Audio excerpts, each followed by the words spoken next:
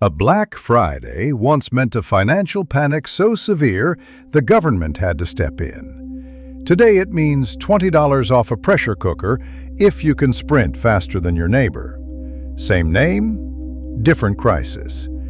And if you think this so-called holiday is as old as Thanksgiving, think again. Black Friday wasn't handed down by tradition. It was built, piece by piece, out of police slang, marketing spin, and the unromantic math of retail margins. Does this sound like an exciting video? Well, subscribe for weekly history documentaries and daily shorts. Now let's talk about Thanksgiving's brother, Black Friday. Let's start with Thanksgiving. In 1939, with the Great Depression still biting, President Franklin Roosevelt tried a small experiment with big implications. He moved Thanksgiving up a week to lengthen the shopping season. Critics called it Franksgiving. Retailers called it opportunity. 2 years later, Congress fixed Thanksgiving on the fourth Thursday in November, a tidy compromise that also locked in a reliable runway for holiday sales. What began as a feast became a launch pad.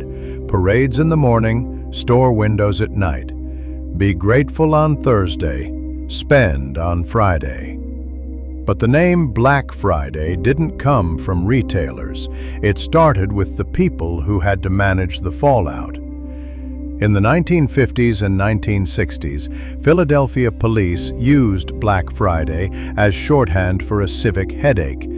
Downtown gridlock, overflowing sidewalks, shoplifting spikes, and officers pulled into overtime as suburban crowds poured in ahead of the Army-Navy game on Saturday. Local business leaders hated the negative connotations and tried to rebrand the day Big Friday. It didn't stick. The public remembered the chaos, not the press release. Around the same time, business writers grumbled about another problem: mass absenteeism the Friday after Thanksgiving. Workers mysteriously called in sick, whether to shop or to stretch the holiday. Employers labeled it a black day on the calendar. Notice what we still haven't mentioned: joy, community, or family. The term was born from logistical pain, traffic, theft, and missing workers. The day after gratitude, defined by inconvenience and loss. Enter the friendlier legend, the idea that stores ran in the red all year and finally turned in the black on the day after Thanksgiving. It's tidy, optimistic, and mostly marketing. The phrase Black Friday didn't start in accounting. The ledger story became popular later, in the 1980s, as the term spread nationally and retailers realized a PR problem could be repackaged as a shopping festival. This is the recurring trick of consumer culture: rename the problem. A police label for crowd control becomes a celebration of bargains. An ordeal becomes a tradition. And once you crown something a tradition, you can sell it forever. Even the word doorbuster wears brutality like a badge. It promises violence without admitting it, an invitation to rush, to race, to win a prize that mysteriously exists in limited quantities. Scarcity isn't an accident, it's a strategy. Lines create urgency. Urgency creates sales. Sales create headlines, which create more lines next year. The loop feeds itself. By the 2000s, the weekend had grown new tentacles.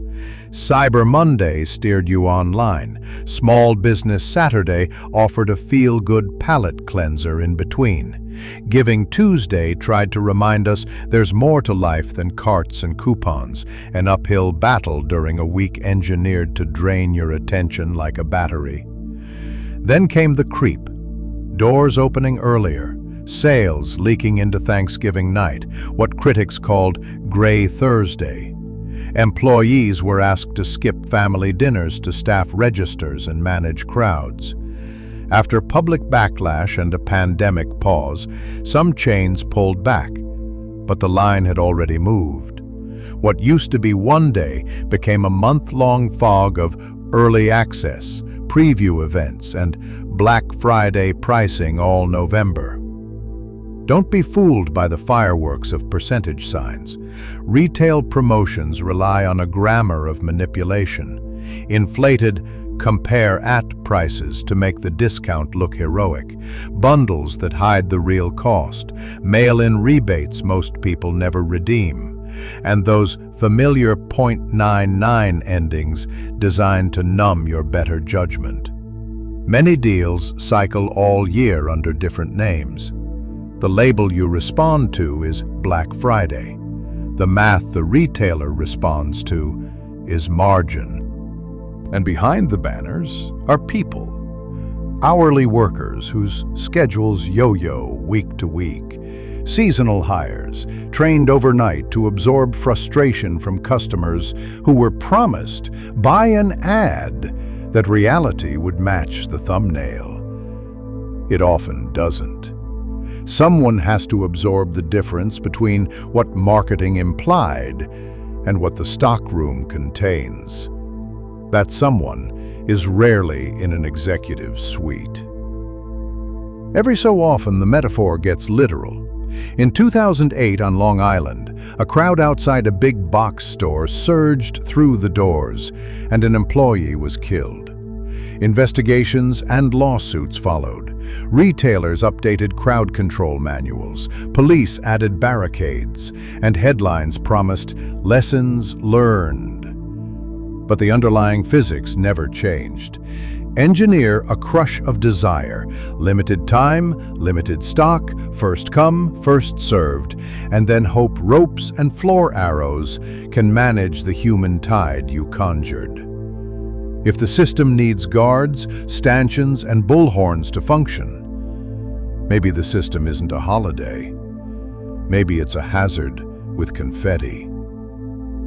America exported Black Friday like it exports pop songs. In the United Kingdom, early in-store pushes produced police-attended scuffles and a quick retreat into calmer, longer sales. In Mexico, there's El Buen Fin, a government-backed weekend of deals.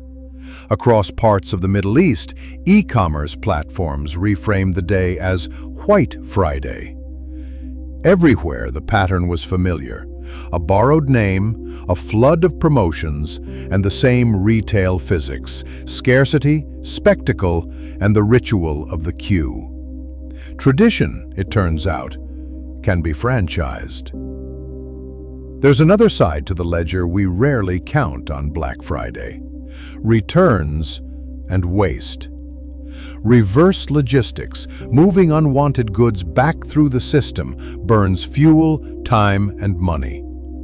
Some returns are resold, some liquidated, some shredded, some dumped. Electronics deal cycles accelerate upgrades and e-waste.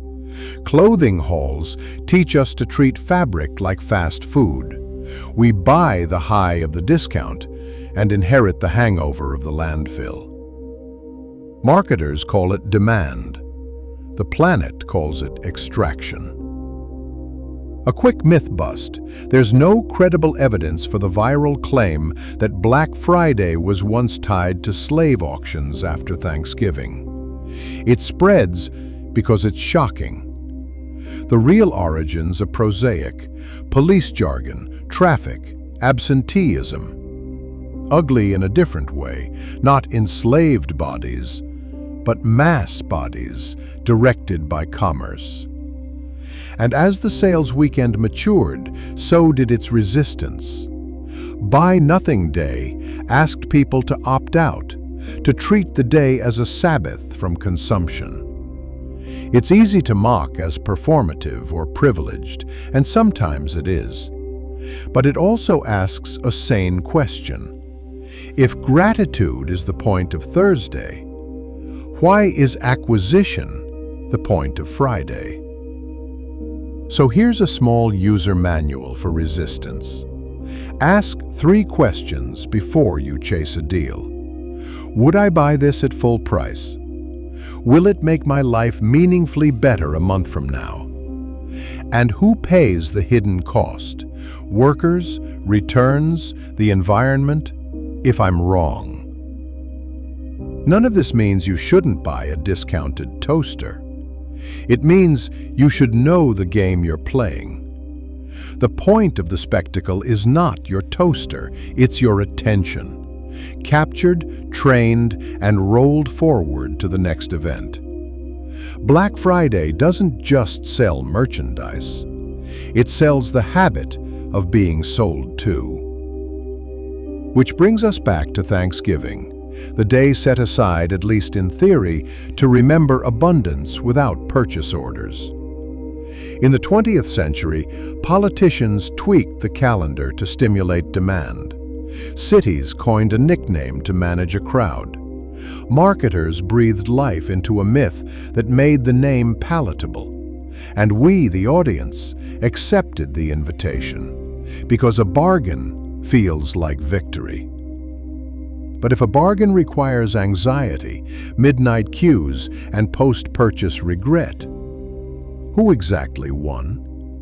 If the holiday needs walls of security and a cascade of disclaimers, what is it we're celebrating? Gratitude or the corrosion of it? Black Friday is a case study in how language creates reality. A problem label became a party. A sales tactic became a tradition. And like all traditions, it will persist as long as we keep performing it. So this year, try a small rebellion. If you score a deal you truly needed, great.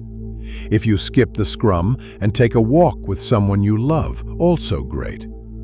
Either way, remember, the most radical act in a culture built on buying isn't outrage. It's choosing what and when to want.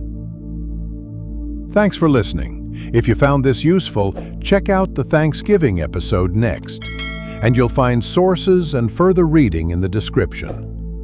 Then after that, go join the Black Friday crowds. Just be sure to act like a dangerous lunatic when doing so. Otherwise, why even do it, you know? All right, well, subscribe and see you next week.